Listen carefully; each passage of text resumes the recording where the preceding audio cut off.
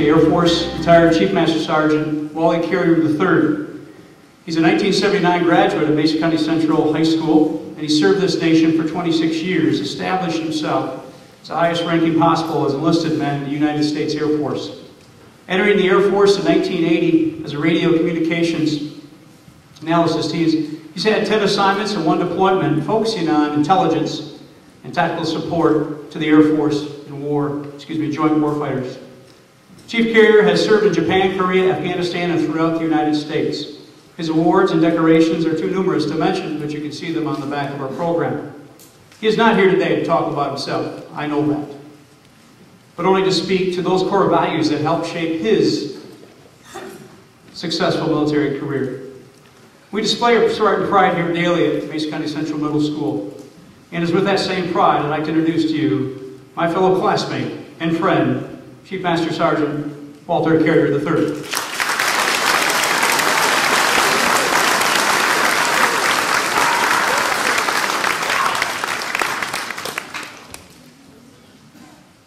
Before I get started today, can I have all the Marines stand up? They may not look it, but today's their 233rd birthday. Thank you.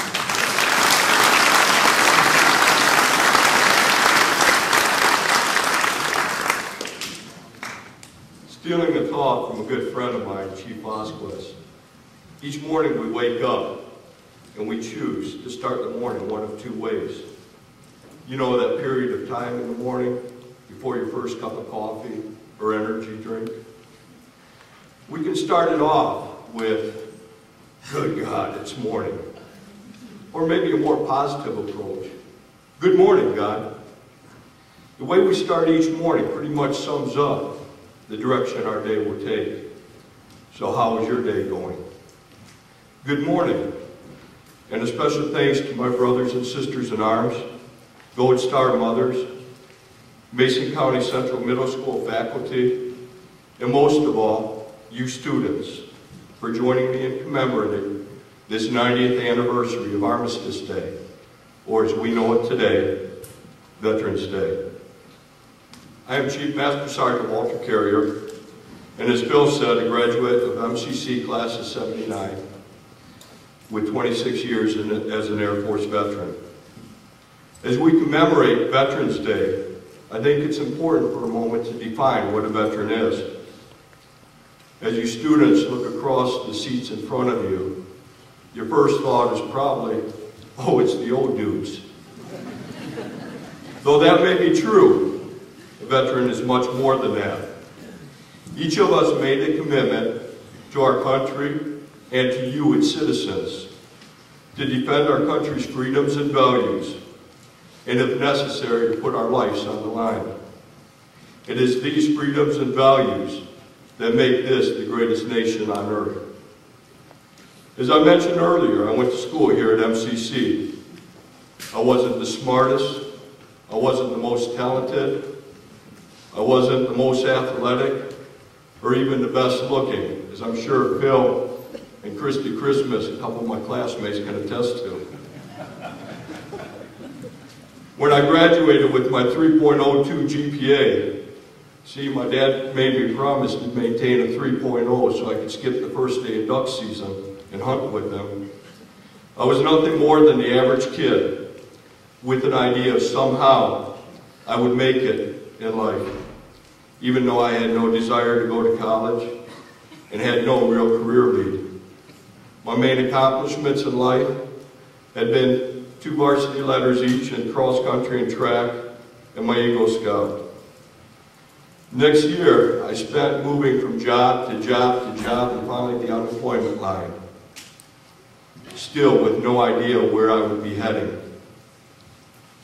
Then one night in April of 1980, we were having a scout meeting right here in this building.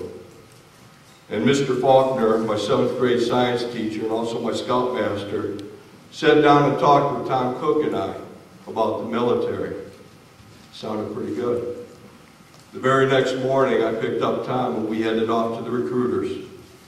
On the way to the recruiters, he picked the service and I picked the job.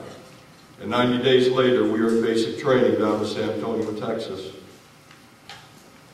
Within 3 weeks of getting into basic training, I knew that I would spend at least 20 years in the Air Force and retire as a Chief Master Sergeant. What changed? For the first time in my adult life, I had a clear vision of my future. I wanted to be a career airman and at the top of the enlisted instructor. Today I want to discuss the importance of having both vision and values. Vision is the ability to see yourself in a new light, in a new place, doing something you've never done before, or completing something you've never even started. Take a moment and think about where you want to be in 5, 10, or even 20 years from now. Do you want to be the first college graduate in your family? Do you want to be Bill Gates or maybe Mother Teresa? If 5 years is too far out, then what about next month or even next week? Are you going to pass that science test or make the basketball team? Regardless of your destination, you have to visualize it first. Figure out what it's going to take to get there, and then work hard to achieve your dreams. And once you've achieved your dreams, dream again. As important as our dreams are, what is more important is how we get there. This is where values play a key role. Why are values so important? Let me explain by using an example. If my vision is to pass that next test,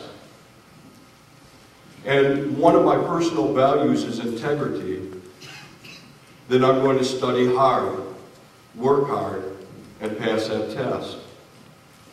If integrity is not one of my personal values, then maybe I'll cheat to pass the test. In the end, I pass the test either way. However, by living with integrity as one of my key values, I pass the test and prove to myself that I can accomplish anything. In addition, I've prepared myself to grow and to move on to the next lesson. If I cheated to achieve my vision, the only tangible I have received is a grade. I'm still not prepared to move on to the next lesson. And in addition, I've jeopardized my future. And if caught, I'll pay dearly. Right, Mr. Collins? Hasn't changed. Your school has a set of values that hopefully each of you students know, because here's where your test comes in. The acronym is PRIDE, and as I say each letter, I expect you to be able to tell me in unison what those letters stand for.